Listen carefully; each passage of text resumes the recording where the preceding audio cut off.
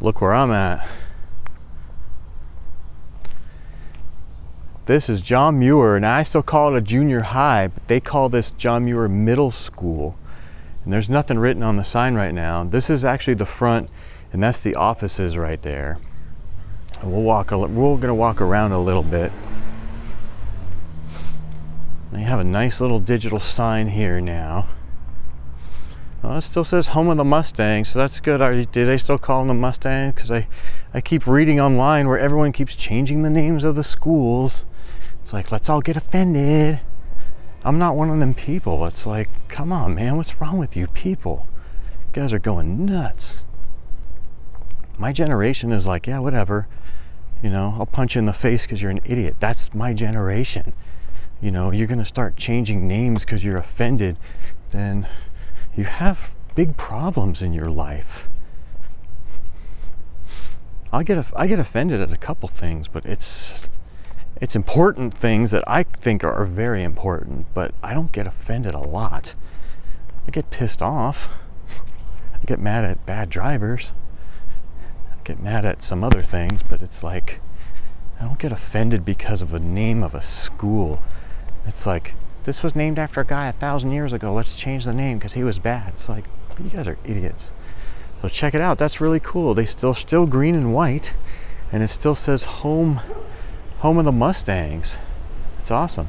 Now, when we went to school here, this gate was not here, obviously, and we were able to just enter the property right here, and that's why we were able to go in here and mess around after school, and on weekends we'd come here and ride bikes.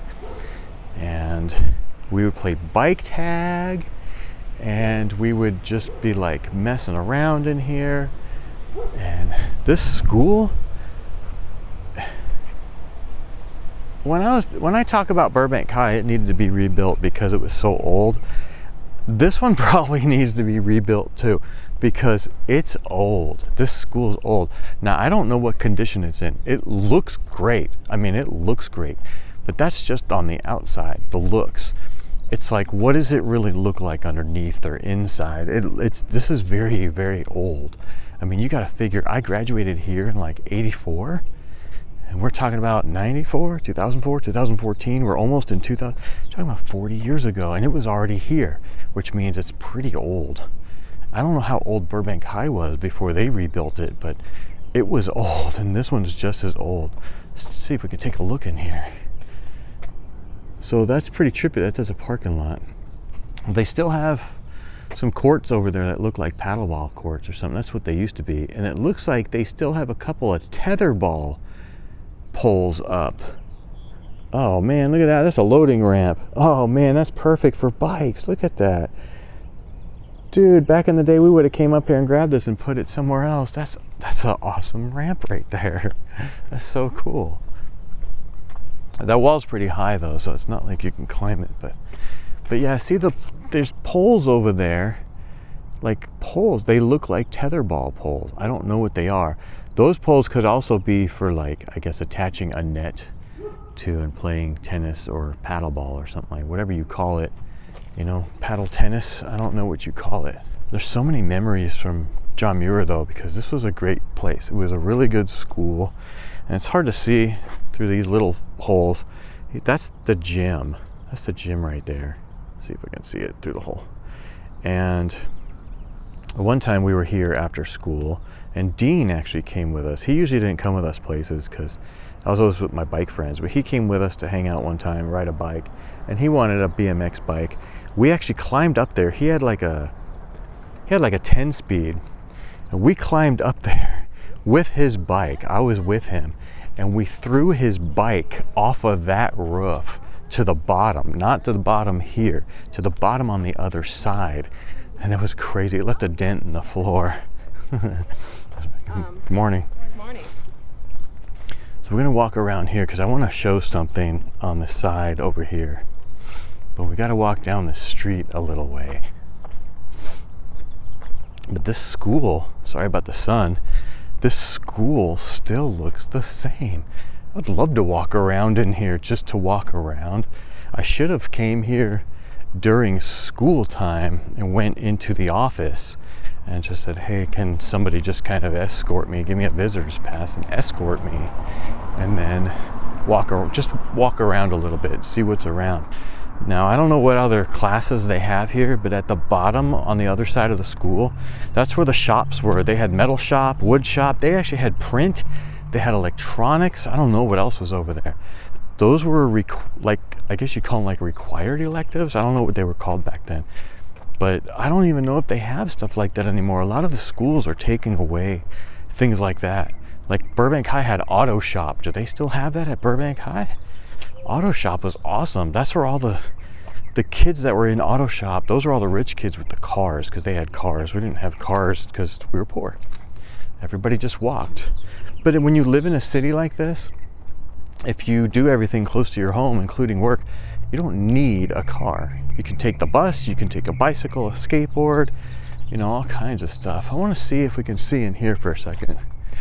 There's actually a hole in the fence back there. If you look in here, you're gonna see, let's see, you'll see where it's got like this hill. See that? That's perfect for riding bikes. And all these schools are built into the side of a hill. So you'll see in old 70s videos where people are skating and biking and stuff. That's why. Look how cool it is. It's like a huge, they were using these like huge waves. That's what they were doing back in the 70s. They'd come here and skateboard and, you know, use that as a wave. This is the back side. This fence used to be smaller. We used to climb over this fence. I'm not climbing over it now, especially because of my age. But that used to be teachers parking. And then this used to be this is just all the playground. Last time I was here, there was bungalows. They took them away, which is really good. But up there, let's see if we can see some when we go over the other side. There used to be picnic tables, like, you know, lunch tables and benches and stuff. And they still have benches out here. But we used to come over here and ride bikes after school and even on weekends and stuff. This was where we spent pretty much almost all of our teenage years, right here. Oh, and see, they put those yellow poles over there. That's terrible, man. We used to take the benches and stick them on the top of this hill, because if you can see it, I should have brought the pole over here. This is like a downhill, it's a killer jump when you're going this way. Now this is technically uphill, but what we would do is you start here and you go this way, go all the way down there and get a running start, and then pedal back this way and you would jump up there. I'll see if I can find some pictures. I know we have one of Danny flying in the air. There's a couple of Richie that we have. Sherry used to come up here and take pictures of us. And this is where we all used to hang out. And it was this is like the coolest spot because it's a killer jump.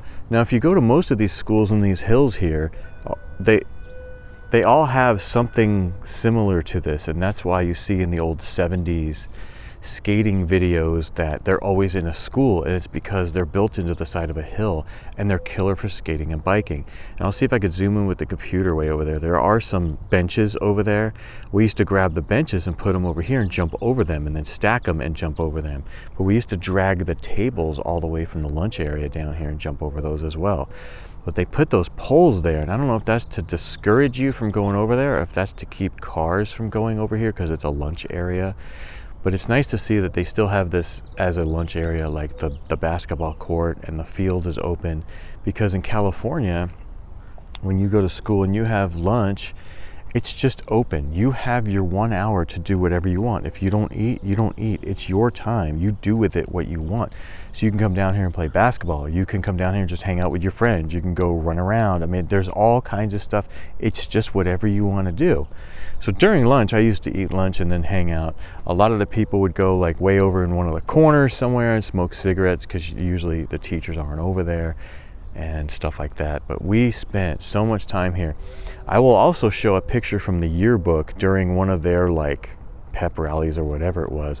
We were right here because that fence used to not be there. This fence right there, that was just a pole, and there's a picture of us just on the pole, and I think I'm with Jason, and we're just standing there, and we're just kind of in the background, but I'll show that picture on the screen, and I'll try and find some of us jumping right here.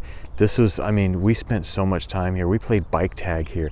We used to ride our bikes up on the roofs and play bike tag. And anywhere on the campus was in bounds. You just couldn't leave the campus.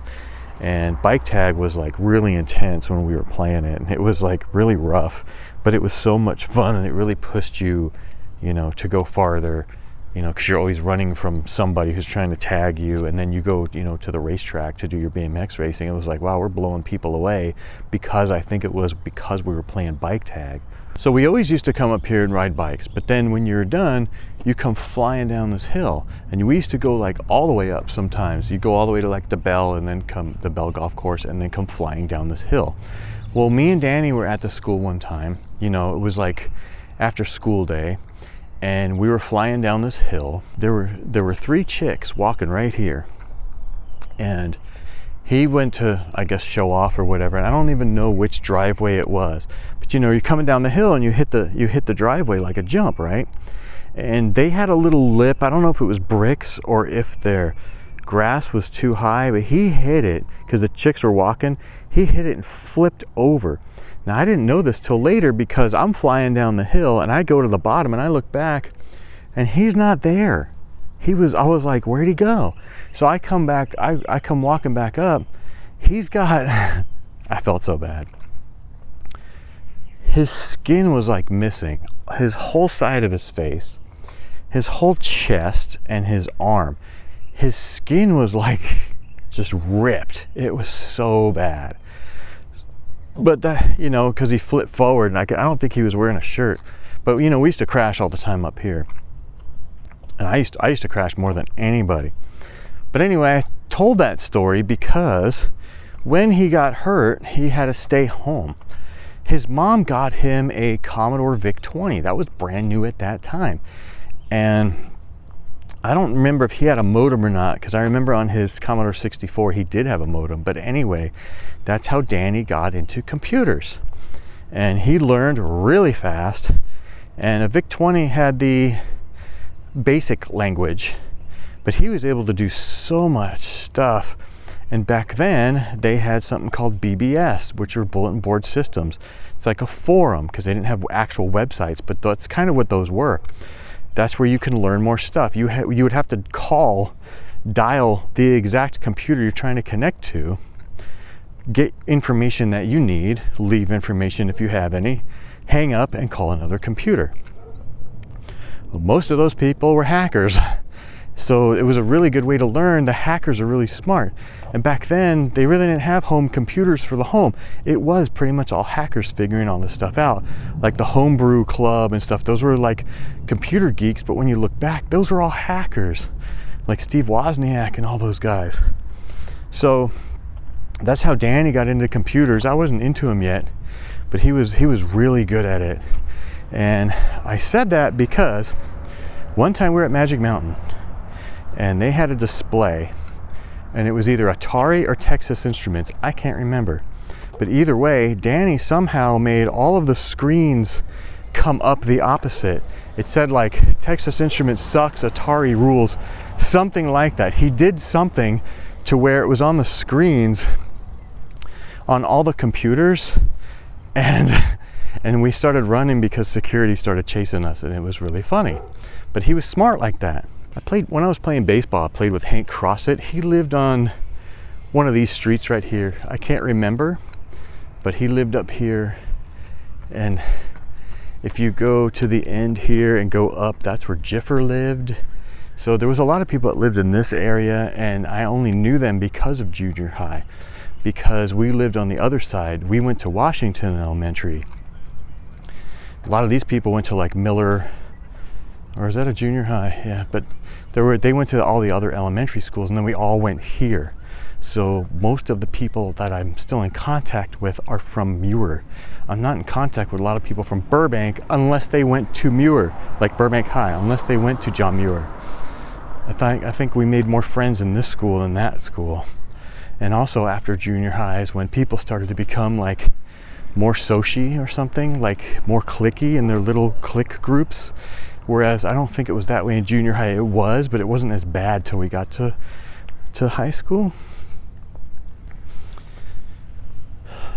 So I think that's about all I have to say about Muir. So I hope you're enjoying this, and we are off to the next stop.